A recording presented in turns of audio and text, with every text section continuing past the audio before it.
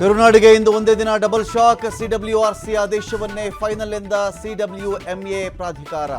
ಅತ್ತ ಮೇಕೆದಾಟು ಡಿಪಿಆರ್ ವಾಪಸ್ ಕಳುಹಿಸಿದ ಕೇಂದ್ರ ಜಲ ಆಯೋಗ.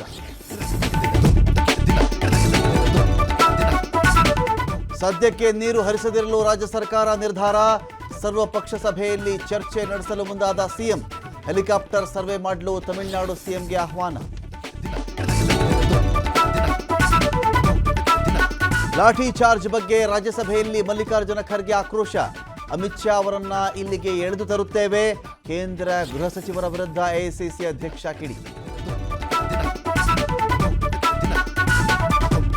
ಡಿಕೆಶಿ ಸರ್ಕಾರದಲ್ಲಿ ಸಚಿವ ಸಂಪುಟ ವಿಸ್ತರಣೆ ಸರ್ಕಸ್. ಹೈಕಮಾಂಡ್ ನಾಯಕರ ಜೊತೆಗಿನ ಸಭೆ ಅಪೂರ್ಣ. ಭಾನುವಾರದ ಒಳಗೆ ಸಚಿವರ ಪಟ್ಟಿ ಫೈನಲ್ ಬಗ್ಗೆ ವರಿಷ್ಠರ ಭರವಸೆ.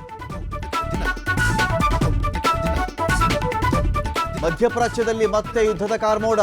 ಅಮೆರಿಕದ ನೆಲೆಗಳ ಮೇಲೆ ಇರಾನ್ ಕ್ಷಿಪಣಿ ದಾಳಿ. ಟ್ರಂಪ್ ಎಚ್ಚರಿಕೆ ಬೆನ್ನಲ್ಲೇ ಇರಾನ್ ಮೇಲೆ ಭೀಕರ ಅಟ್ಯಾಕ್.